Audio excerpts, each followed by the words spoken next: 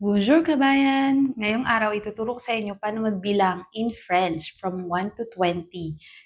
Practicein lang, exercise at kabisaduhin. Matututunan mo ang 1 to 20. Susunod na yan, madali mo na lang matutunan magbilang from 1 to 100. Okay? Simulan natin. So, 1, 2, 3, 4, 5, 6, 7, 8, 9, 10,